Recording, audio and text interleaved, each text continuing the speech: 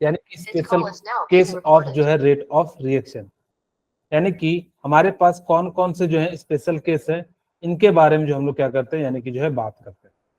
पहला केस कहता है stoichiometric coefficient, stoichiometry coefficient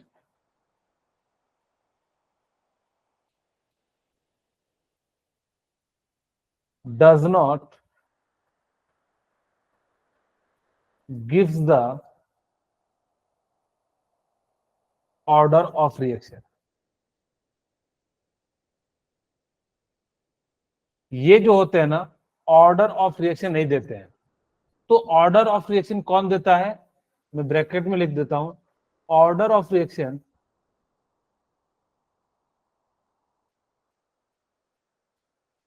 depends only concentration, या डिपेंड्स कंसंट्रेशन, क्योंकि हम स्पेशल केस पढ़ रहे हैं तो यहाँ पे कुछ प्रोडक्ट और रिएक्टेंट भी कर जाएगा। ठीक है, क्या पहला पॉइंट आपको समझ में आ गया? Yes sir. देखिए मैं एक एग्जांपल के साथ समझाता हूं। N2O5, ठीक है, यानी कि क्या है आपके पास, N2O5 जो है यहां से टूटेगा NO2 और साथ में क्या टूट जाएगा, O2 में। ठीक है, यहाँ पे 4 और यहाँ पे कितना हो जाएगा। इसका जो ऑर्डर ऑफ रिएक्शन होता है, यानी कि ROR या R इक्वल टू क्या हो जाता है, KN2O5 डिवाइडेड बाय 1। अगर ये 2 होता, जनरली बच्चे क्या करते हैं कि जो स्टिचियोमेट्रिक कोएफिशिएंट होता है ना, उसी को ऑर्डर ले देते हैं, लेकिन आप लोग ऐसा गलती नहीं कीजिएगा। Stoichiometric coefficient does not give the order of reaction. ये स्टिचियोमेट्रिक कोएफिशिएंट बच्चे लोग क्या करते हैं, इसी को ऑर्डर लिख देते हैं। इस चीज को आप ऐसी गलती मत कीजिएगा, क्योंकि ये जो है कभी भी ऑर्डर नहीं देता। अगर ऐसा होता तो यहाँ पे पावर कितना हो जाता, 2 हो जाता। इसीलिए हम लोग क्या करते हैं कि कभी भी अगर जो भी स्टिचियोमेट्रिक कोएफिशिएंट दिया रहेगा, उसको हम लोग एज अ पावर के रूप में यूज नहीं करेंगे। सेकेंड पॉइंट, ठीक है, कहता है in the sum reaction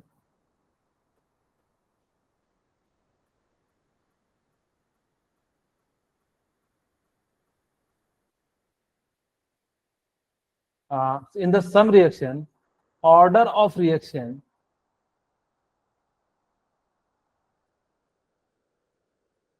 depends upon the concentration of product। कहता है कुछ रिएक्शन होते हैं ना, जनरली मैंने कहा था कि आपको जब रेट लॉ पढ़ा रहा था, आपको क्या मेरी फोटो नहीं दिख रही है क्या, सॉरी, आप लोगों को बताना चाहिए ना। ठीक है, और यानी कि कुछ रिएक्शन होते हैं, in the sum reaction order of reaction depends upon the concentration. यानी कि कुछ रिएक्शन ऐसे होते हैं, वो किस पे डिपेंड करते हैं, कंसंट्रेशन ऑफ प्रोडक्ट पे डिपेंड करते हैं। सभी नहीं करते हैं, कुछ रिएक्शन होते हैं वो क्या करते हैं, यानी कि जो है प्रोडक्ट पे डिपेंड करते हैं। जैसे आप लोगों ने इसका नाम सुना है O3 का, यस सर। इसको क्या कहते हैं, ओजोन। यानी कि यहाँ पे ओजोन होता है और इसको हम लोग बैलेंस कर देते हैं, यानी कि इस प्रकार। ठीक है, इसका जो रेट ऑफ ऑर्डर हो जाता है ROR equal to KO3 to the power 2 and O2 to the power 1 हो जाता है। ठीक है, तो यानी कि जनरली मैंने कहा था कि जो है रेट ऑफ ऑर्डर जो है डिपेंड करता है किस पे, कंसंट्रेशन ऑफ रिएक्टेंट पे। लेकिन यहाँ पे क्या हो रहा है कि किस पे डिपेंड कर रहा है, वो जो है किस पे डिपेंड कर जा रहा है, यानी कि रिएक्टेंट पे जो है प्रोडक्ट पे डिपेंड कर जा रहा है। ठीक है, बोलिए यहां तक किन्हीं को कोई दिक्कत बताइए। ठीक है, सेकंड पॉइंट, थर्ड पॉइंट की बात करते हैं। इन सम रिएक्शन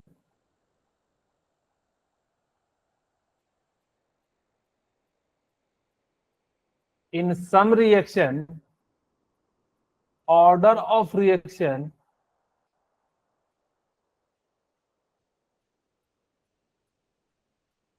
डिपेंड्स या डज नॉट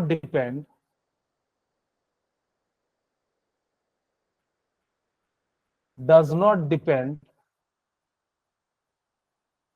upon the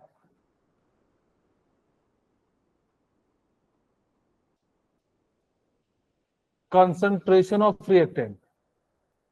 यानी कि कुछ ऐसे रिएक्शन होते हैं जो कंसंट्रेशन ऑफ रिएक्टेंट पे भी डिपेंड नहीं करते हैं। जैसे एग्जाम्पल के रूप में समझाता हूं, NO2 प्लस CO और यहां से क्या बनाया NO और यहां से CO2 बना देता है, और ये जो है रेट ऑफ रिएक्शन जो होता है वो क्या होता है K NO2 और यहाँ पे क्या हो जाता है 2 और CO टू द पावर क्या हो जाता है 0। किसी पे पावर 0 है तो इसका मतलब क्या है कि वो डिपेंड नहीं कर रहा है, यानी कि 1 है। अब सीधे सीधे चाहो तो यानी कि क्या लिख सकते थे K NO2 to the power 2। मैंने आपको पहला पॉइंट बताया कि जनरली वो जो डिपेंड करता है वो रिएक्टेंट पे कंसंट्रेशन ऑर्डर, लेकिन मैंने कहा कि जो स्टोइचियोमेट्रिक कोएफिशिएंट होगा ना वो उस पर डिपेंड नहीं करेगा। ठीक है, फिर मैंने आप लोगों को बताया कि सेकंड पॉइंट वो कंसंट्रेशन ऑफ प्रोडक्ट में भी डिपेंड करता है, और तीसरा पॉइंट बताया कि वो क्या होता है कि जो है रिएक्टेंट पे भी डिपेंड नहीं करता है, does not depend upon the concentration of reactant. Fourth point हम बात करते हैं, in some reaction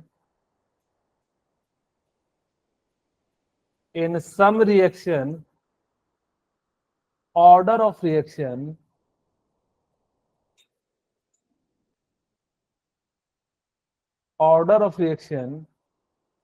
depends upon the catalyst। ठीक है, यानी कि क्या होते हैं कुछ रिएक्शन होते हैं जो क्या होते हैं कैटलिस्ट पे डिपेंड करते हैं। जैसे SO2 प्लस O2 और यहां से क्या बना देते हैं SO3। ठीक है, और जैसे ये बनाता है तो यानी कि क्या होता है 2 और यहाँ पे कितना हो जाएगा 4 6 और यहाँ पे भी कितना हो जाएगा 6। यानी कि क्या होते हैं कि ये जो है क्या डिपेंड करता है कि NO पे डिपेंड करता है, यानी कि इस पे डिपेंड करता है। अगर जो इस टाइप का रिएक्शन होगा तो हम लोग क्या कहेंगे, यानी कि जो किस पे डिपेंड कर रहा है, यानी कि कैटलिस्ट पे डिपेंड करता है। तो आपको ये 4 पॉइंट जो आपको याद रखना है, यानी कि स्पेशल जो है यानी कि कहां कहां जो है डिपेंड करता है। क्या आप लोगों को याद रहेगा चारों पॉइंट? Yes, sir. ओके, अब Yes, हम बात sir. करते हैं कि Yes, single sir. Step and simple. तो कुछ जनरली ना ये जो ऑर्डर है ना वो एक्सपेरिमेंट से निकाला जाता है, लेकिन अगर आपके पास एलिमेंट्री हो या सिंगल स्टेप हो तो उसका ऑर्डर जो होता है इन सिंपल और एलिमेंट्री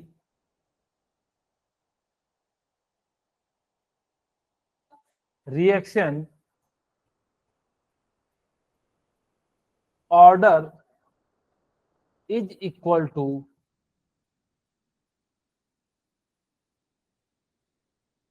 स्टिचियोमेट्रिक कोएफिशिएंट।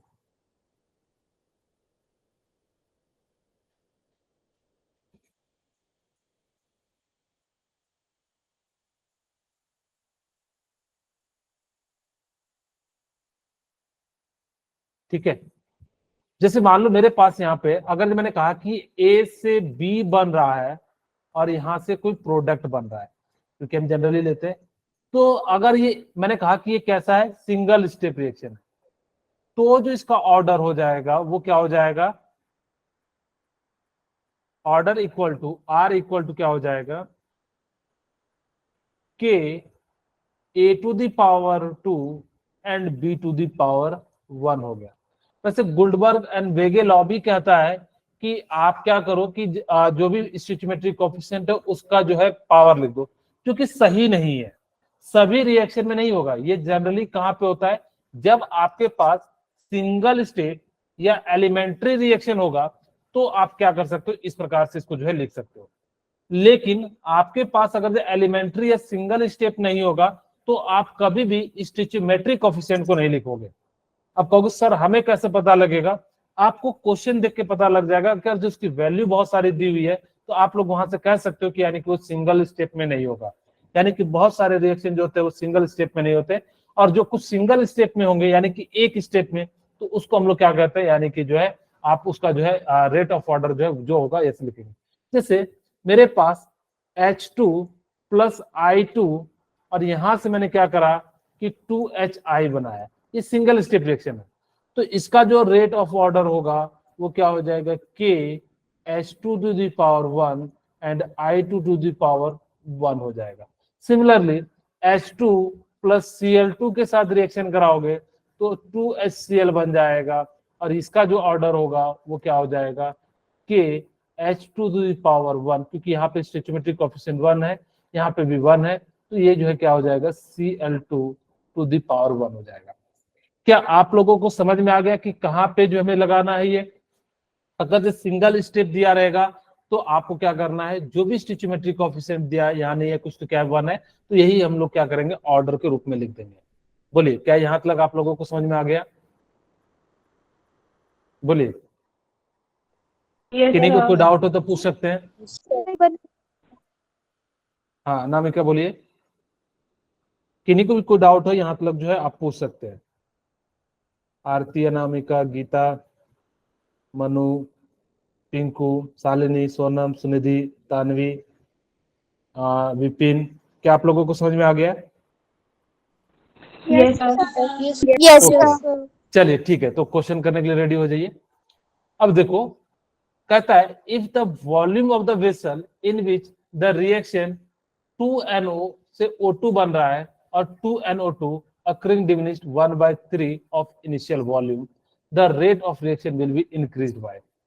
आपको मैंने कहा था कि सिंगल स्टेप रिएक्शन है, तो R इक्वल टू क्या लिख सकते हो, K NO to the power 2 and O2 to the power 1। बोलिए, अब वो क्या कहता है, if the volume of vessel in which reaction is occurring diminished 1/3 of initial volume.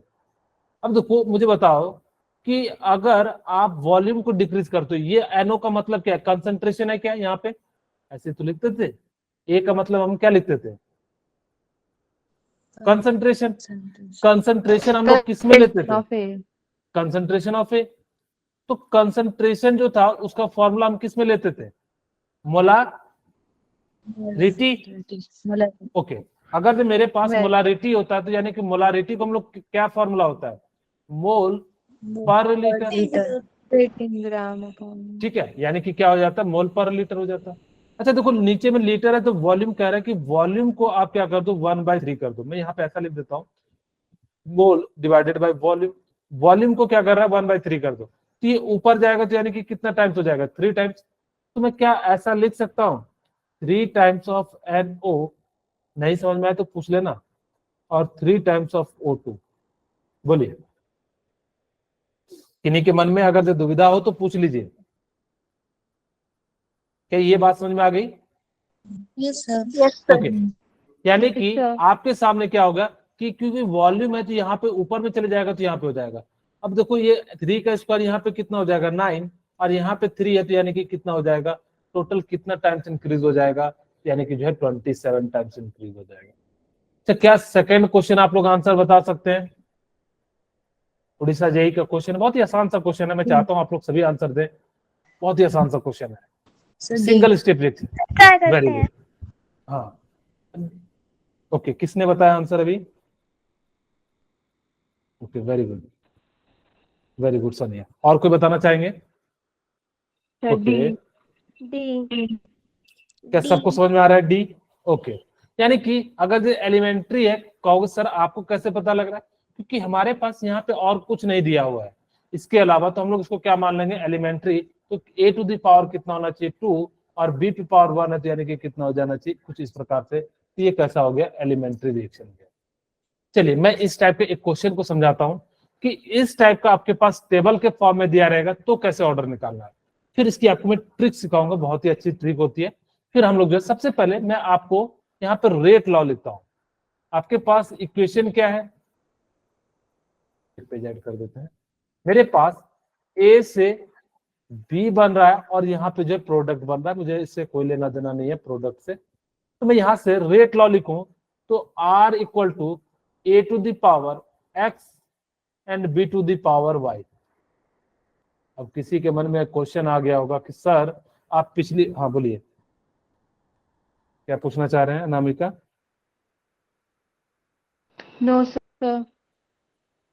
Okay, अब यहाँ पे किसी के मन में क्वेश्चन आ गया होगा कि सर अब यहाँ पे आप एक्स और वाई क्यों लिख रहे हो, यहाँ तो 1 है यहाँ। मैंने कहा कि जब आपके पास ये दिया हुआ वैल्यू, यानी कि इसका मतलब है सिंगल स्टेप में नहीं हो रहा है। अगर जब वो नहीं हो रहा है तो यानी कि हम लोग क्या करेंगे, ए टू द पावर इस प्रकार से लिखेंगे। अब देखो हम ट्रायल में जो है, ट्रायल 1 की हम बात करते हैं। यहाँ पे ट्रायल 1 में आर देखो कितना दिया हुआ है, इनिशियल रेट 5.5, हमने यहाँ पे जो क्या लिख देंगे 5.5 इंटू 10 टू द पावर कितना हो जाएगा, -4 हो जाएगा। ठीक है, यहाँ पे कितना हो जाएगा, -4। और यहां से क्या ले लेंगे के, ए की जगह पे हमारे पास क्या दिया हुआ है, ए की जगह पे 0.4 इंटू, और यहाँ पे क्या दिया हुआ है 0.2, और ये क्या हो जाएगा x, और ये क्या हो जाएगा y। बोलिए क्या समझ में आ रहा है? ध्यान से सुनिए यस सर। क्योंकि आपको मैं शॉर्ट ट्रिक बताऊंगा, Yes, क्योंकि इस टाइप के बहुत ज्यादा जो है आपको जो है क्वेश्चन आएंगे। आप लोग लेफ्ट मत कीजिए, नहीं तो फिर आप लोगों को ही दिक्कत होगी। हाँ, फिर उसके बाद देखो 0.40 यानी कि जो है 0.20। अब देखो हमारे पास सेकंड केस है k equal to 0.80 to the power x and b पे पावर कितना दिया हुआ है, 5.5 दिया हुआ है। 10 टू द पावर कितना हो जाएगा हमारे पास, क्या दिया हुआ है 10 टू द पावर, सॉरी यहाँ पे जो हमने वैल्यू गलत लिख दी, यहाँ पे इधर ही आएगा 5.5 इंटू 10 टू द पावर कितना दिया हुआ है हमारे पास, -4, और यहाँ पे कितना दिया हुआ है 0.2। थर्ड इक्वेशन की हम बात करते हैं, 0.40 टू द पावर x और 0.4 टू द पावर y, और यहाँ पे k इक्वल टू क्या हो जाएगा, बोलिए 2.2 इंटू 10 टू द पावर -3। ठीक है, ओके। चलिए इसको इक्वेशन हम क्या कर लेते हैं, 1 मान लेते हैं, इसको इक्वेशन 2 मान लेते हैं, इसको इक्वेशन 3 मान लेते हैं।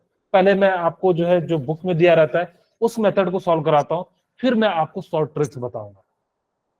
अब ध्यान से सुनिए, आप ना इस प्रकार से लेना कि एक टर्म कट जाए।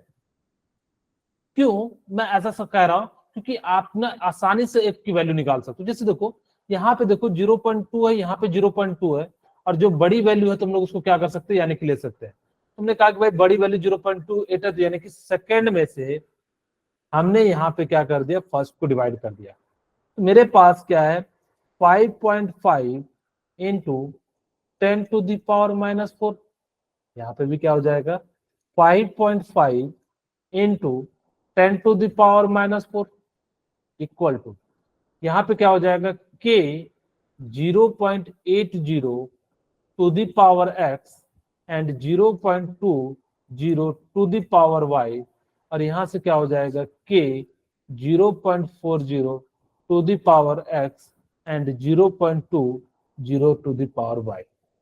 बोलिए यहां तक लिखने को कोई दिक्कत बता दीजिए। क्या k से ये k कट जाएगा, क्या ये से ये कट जाएगा, ये यहाँ से जाएगा, यहाँ से आपके पास क्या हो जाएगा 0.2, सॉरी यहाँ सीधे सीधे मैं लिख देता हूं, यहाँ पे 0.8 इसको हम लोग ब्रैकेट के अंदर करेंगे तो 80 divided by 40 to the power क्या हो जाएगा x, और यहां से कटा देंगे तो कितना आ जाएगा 2। तो यहाँ से 1 पे पावर क्या आ गया 2 टू दी पावर x, और यहाँ पे कितना पावर करो कि 0, यहाँ जो है 2 आ जाए। तो हमने कहा कि भाई यहाँ पे 2 पे पावर 0 का मतलब 1 होता है, यानी कि x की वैल्यू कितनी आ गई, 0 आ गई। क्या ये बात समझ में आई?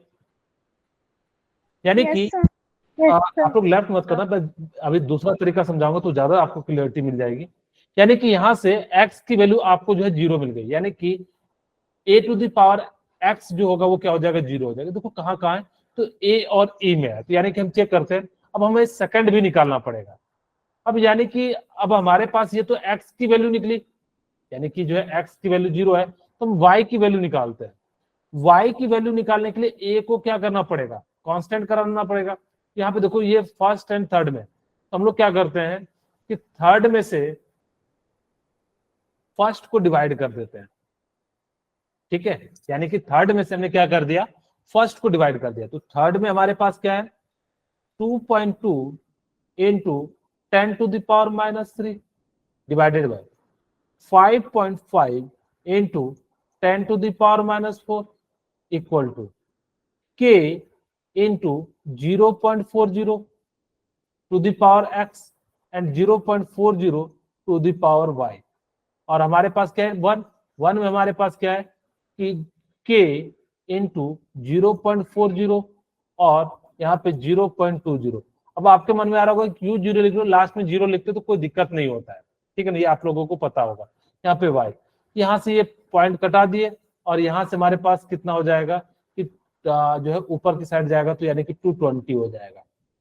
ठीक है, नीचे में कितना हो जाएगा 55, क्योंकि ऊपर जाएगा 10⁴ प्लस में, नीचे में 10 ये कट जाएगा तो 10 हो जाएगा। तो यहाँ से कितना हो जाएगा, पॉइंट से पॉइंट कटा तो 220 डिवाइडेड बाय 5 हो गया।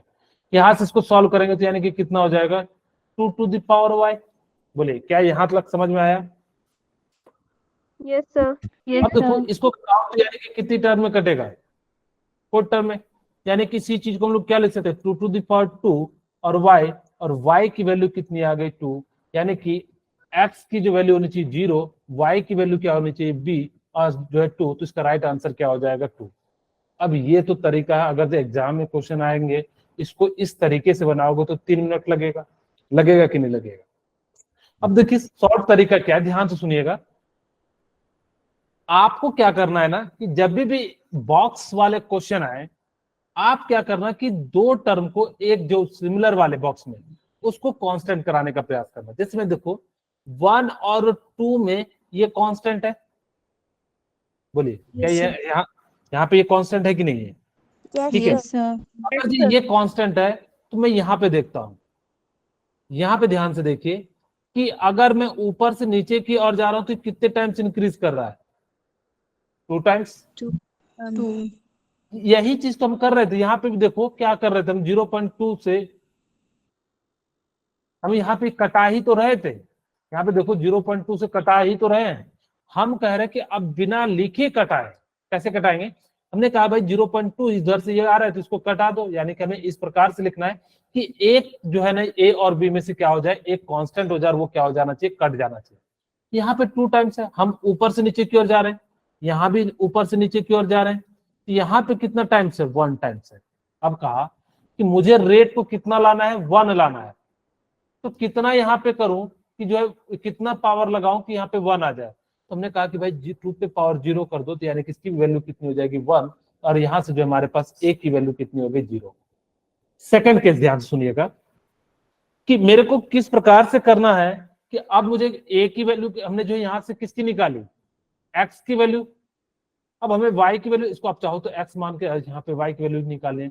अब हमने कहा कि y की वैल्यू निकालें तो a को कांस्टेंट करना पड़ेगा, तो हमने कहा कि भाई फर्स्ट एंड थर्ड को इक्वेट कर दो। ठीक है, ये कांस्टेंट हो गया। अब अगर ये कांस्टेंट हो गया तो ये यहां से यहां तक जाने में कितना टाइम्स है, 2 टाइम्स है। 2 times. 2. और यहां से यहां तक जाने में कितना टाइम्स है, 4 टाइम्स है। 2 times. हाँ 4 टाइम्स है। 5.5 को अगर जब 220 लाना है यहाँ पे 10⁻³ तो यानी कि इसको 0 करोगे तो कितना टाइम्स हो जाएगा, 4 टाइम्स। कितना पावर करो कि b का जो है 4 आ जाए, तो 2 करोगे, यानी कि यहाँ पे किसकी वैल्यू कितनी आ जानी चाहिए, b की पावर 2, तो यानी इसका राइट आंसर क्या हो जाएगा 2। क्या आप लोगों को ये तरीका बनाओगे तो आपको विद इन सेकेंड के अंदर बन जाएगा। नेक्स्ट क्वेश्चन करते हैं, प्रैक्टिस करोगे तो समझ में आएगा। मैं चाहता हूं कि आप लोग फटाफट से किसी एक, आप लोग जो है इसकी वैल्यू निकालिए। पहले एक बार ट्राई कीजिए, फिर मैं बताऊंगा दोनों तरीके से, ताकि कि आप लोगों को बेटर अंडरस्टैंडिंग समझ में आए।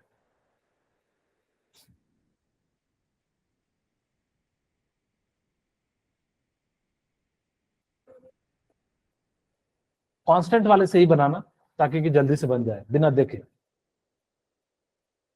आपके पास एग्जाम में क्वेश्चन आएगा तो फटाफट से बना सकते हो।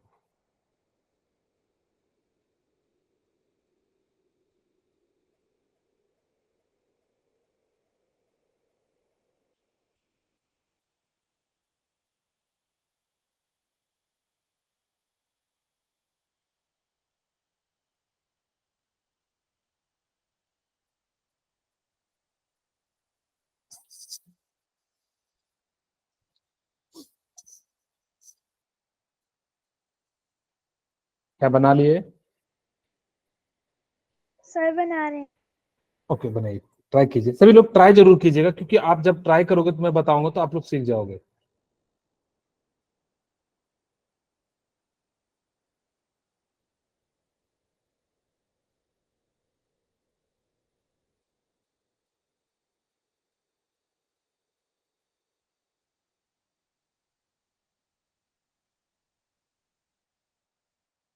चलिए मैं बना देता हूँ। पहले पहले मैं लेंदी मेथड से बनाता हूँ, फिर आप लोग जो है मतलब जो है अब आप लोग जो है बनाइए इसको। मैं लिखता हूँ रेट, अब मेरे पास जनरल पहले फॉर्मूला लिख देते हैं, यानी कि 2a से b जा रहा है, यानी कि रेट इक्वल टू क्या हो जाएगा, k a to the power x and b to the power क्या हो जाएगा, y। ठीक है, अब हम लिखते हैं पहला रेट कितना है, 1.6 into 10 to the power -4 equal to 0.5 and 0.5।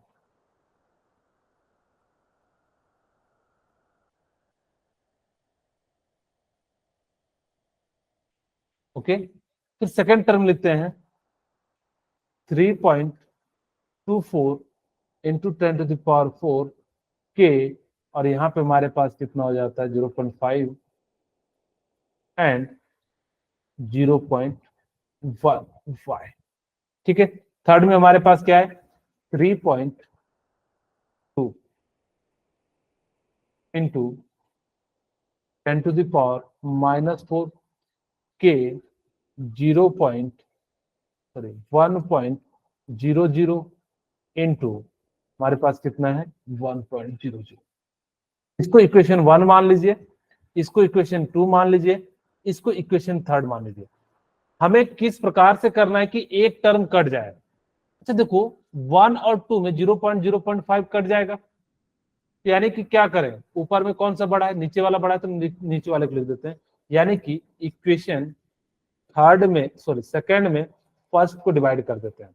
ठीक है, तो यहां से क्या हो जाएगा 3.2 into 10 to the power -4 into 1.6 into 10 to the power -4 equal to k into 0.5 to the power x and 0.1 to the power y, k 0.5 to the power x and 0.5 to the power y।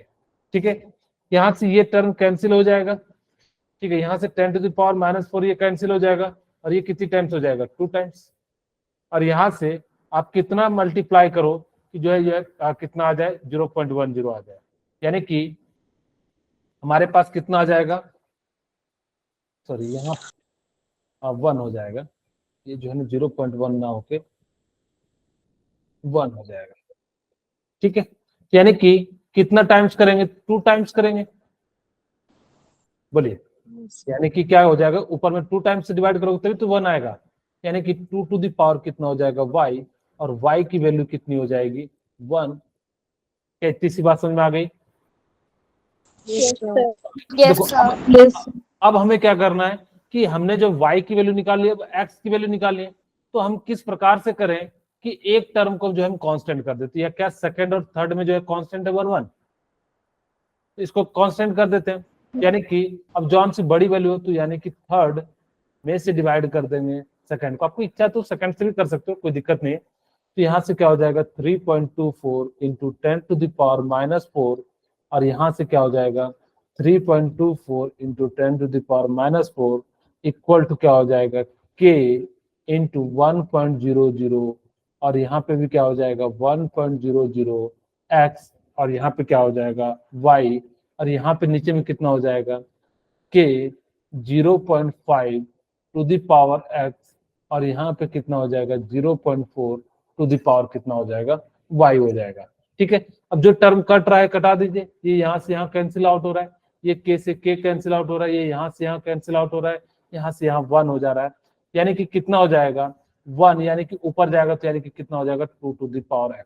अब मुझे बताओ कि कितना यहाँ रखें कि जो है 0 से 1 हो जाए, यानी कि 2 टू द पावर 0 रखेंगे तो ये क्या हो जाएगा 2 टू द पावर x, और x की वैल्यू कितनी हो जाएगी 0।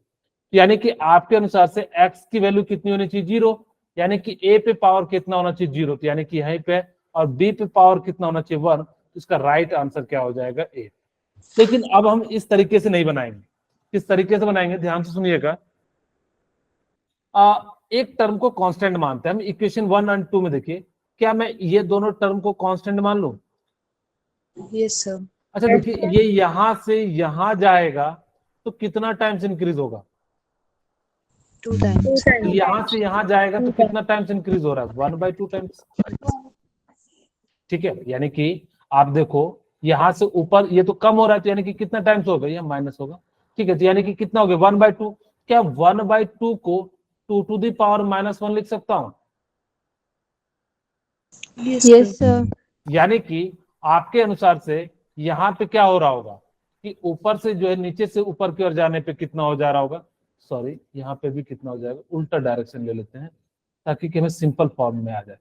यानी कि यहां से यहां जाने पे +2 टाइम्स होगा, यहां से यहां जाने पे क्या हो जाएगा +2 टाइम्स हो जाएगा। बोलिए, क्या इसकी पावर कितनी है 1, तो इसकी भी पावर कितनी है 1, यानी कि जितना है तो यानी कि कितना हो जाएगा 1। यानी कि आपके पास क्या होना चाहिए, बी पे पावर कितना होना चाहिए 1 होना चाहिए। अब देखो चाहो तो आप देख के ही बता सकते थे कि इसका आंसर या तो ए होगा या तो डी होगा। अब हम चेक करते हैं कि अब हमें क्या करना है, बी को कांस्टेंट रखना है, तो हमने क्या करा कि इन दोनों को कांस्टेंट रखा। तो यहां से अब हम चेक करते हैं कि नीचे से ऊपर, यानी कि ऊपर से नीचे जाते हैं तो कितने टाइम्स हो जाएगा 2 टाइम्स, यहाँ पे कितने टाइम्स हो जाएगा 1 टाइम्स। यानी कि 2 पे पावर क्या रखो कि रेट जो है 1 हो जाए, क्योंकि सारा खेल किस पे, कंसंट्रेशन पे। तो हमने कहा कि भाई 2 पे पावर 0 रख दो, यानी कि जो है कितना हो जाएगा 1 हो जाएगा। हमने जो है यहाँ पे 0 रखा और इसका राइट आंसर क्या हो जाएगा ए हो जाएगा। क्या आप लोगों को इस टाइप से सवाल समझ में आ रहा है? Yes okay, sir. अब देखो ये थर्ड क्वेश्चन है आपके सामने। अब इसको बनाइए, दोनों तरीके से बनाइए ताकि कि आप लोगों को जल्दी से समझ में आ जाए। ठीक है, सॉरी,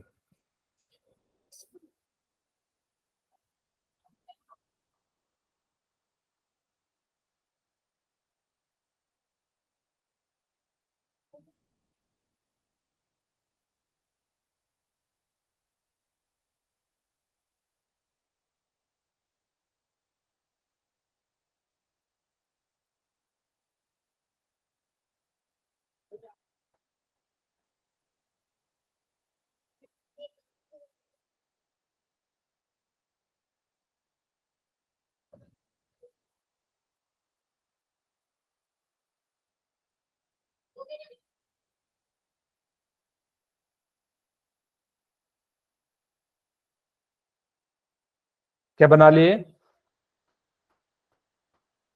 नो सर। जल्दी से बनाइए।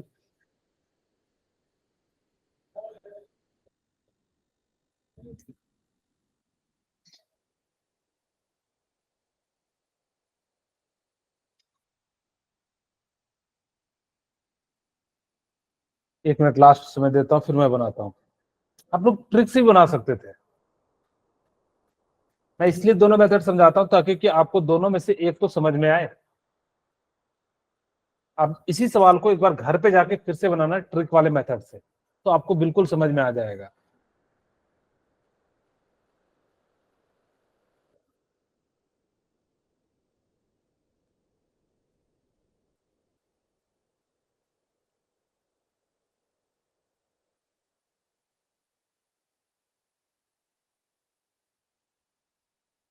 चलिए मैं बनाऊं।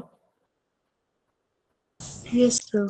ठीक है, देखिए मेरे पास क्या है कि रेट लिखते हैं, पहले सबसे पहले जनरल फॉर्मूला लिखते हैं, R = K और क्या हो जाएगा X and b to the power क्या हो जाएगा y।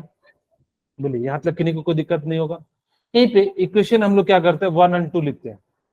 मैं r इक्वल टू क्या है 1 इंटू 10 टू द पावर -3 के a की जगह पे कितना है 0.2 और यहाँ पे x एंड b के पावर कितना है b पे कितना है 0.1 एंड y। इसको इक्वेशन 1 मान लो।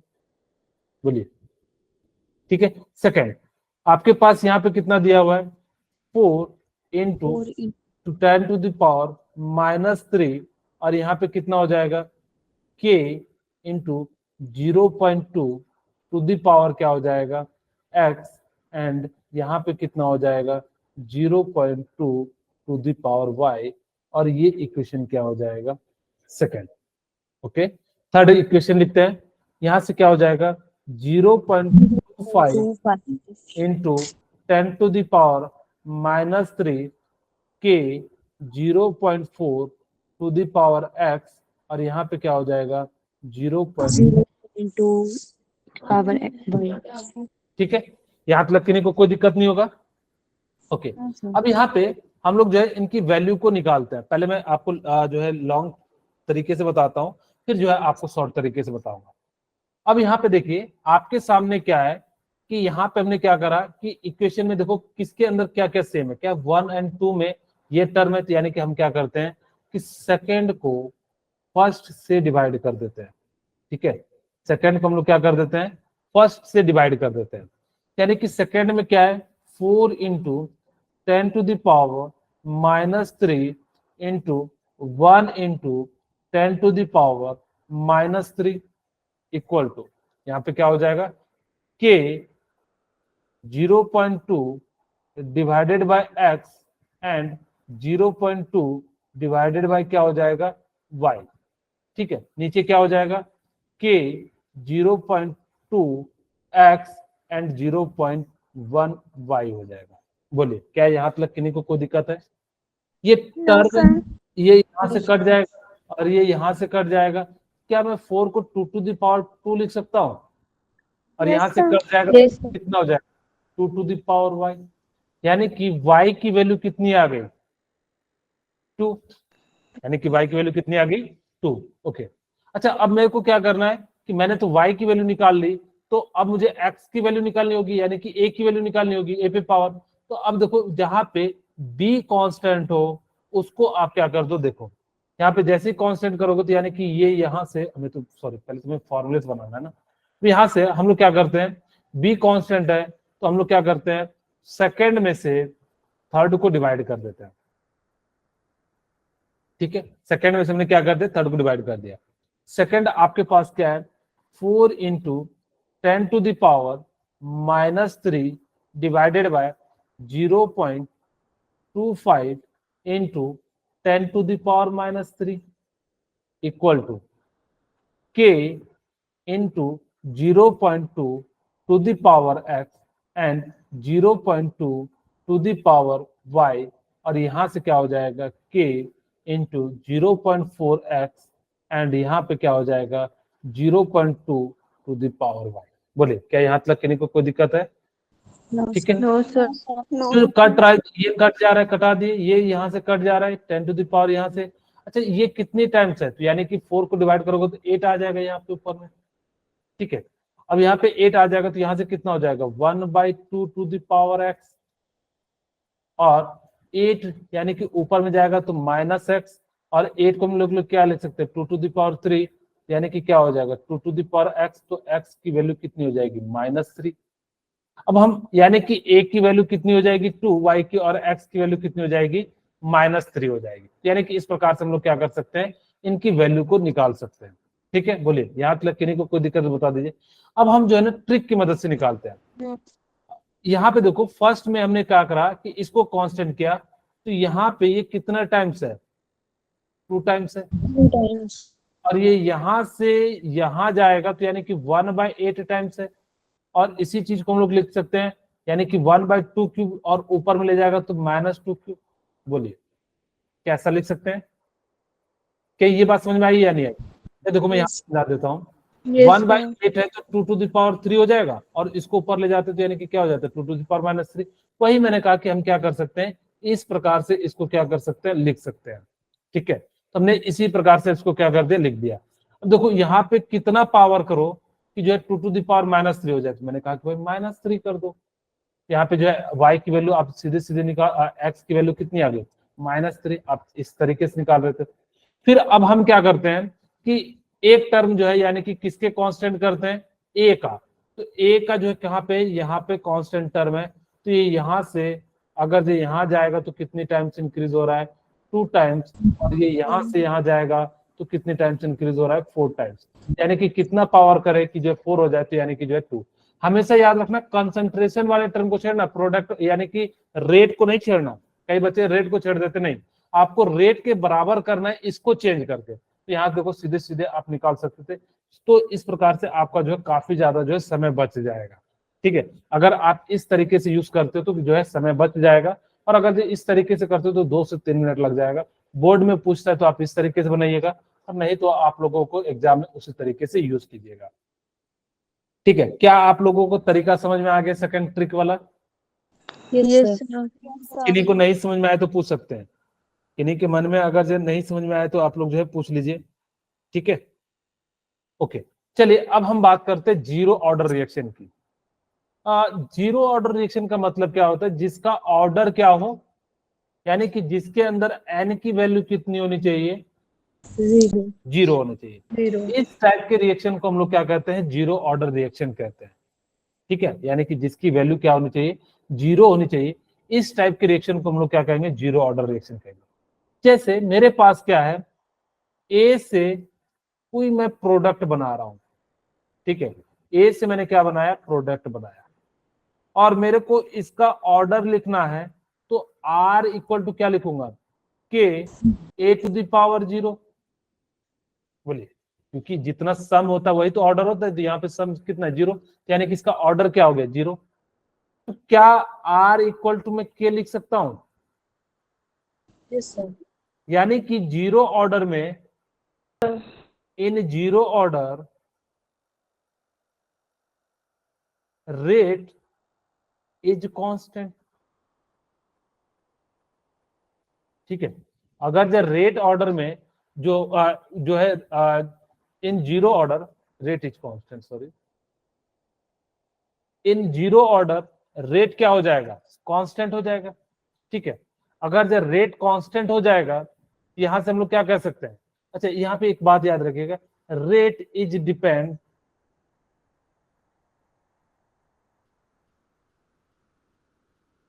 Upon the temperature. ये किस पे डिपेंड करता है, टेम्परेचर पे डिपेंड करता है। अगर मैं इसका ग्राफ बनाऊं, कुछ इस प्रकार से बनेगा, रेट वर्सेस कंसंट्रेशन का। इधर साइड मैंने रेट रखा और इधर साइड मैंने टाइम रखा। मुझे बताओ टाइम के साथ कंसंट्रेशन क्या होगा, यानी कि आपके पास R इक्वल टू के है, कांस्टेंट होगा, तो कांस्टेंट का ग्राफ क्या ऐसा बनेगा क्या? Yes, sir. यानी कि आपको याद रखना है कि रेट और टाइम में जीरो ऑर्डर होगा, तो जो उसका ग्राफ बनेगा वो कैसा बनेगा, कुछ इस प्रकार से बनेगा। सेकंड हम बात करते हैं कि यहाँ पे आपके पास क्या हो, कुछ इस प्रकार से, इधर हमने क्या कर दिया, रेट लिख दिया। ठीक है, और इधर जो है कंसंट्रेशन लिख दिया। ठीक है, अगर यहाँ पे हमने क्या कर दिया, रेट लिख दिया, यहाँ पे कंसंट्रेशन लिख दिया, तो मुझे बताइए कि इसका ग्राफ क्या होगा, यानी कि कांस्टेंट होगा, क्योंकि रेट तो हमेशा क्या है, कांस्टेंट है। यानी कि इस प्रकार से आपको जो है ग्राफ जो आएंगे वो क्या कर सकते हो, इस तरीके से जो है लिख सकते हो। ठीक है, अब हम बात करते हैं इंटीग्रेटेड। खैर इंटीग्रेटेड मेरे ख्याल से 3 मिनट में होगा नहीं, आप लोगों को किसी को डाउट हो तो पूछ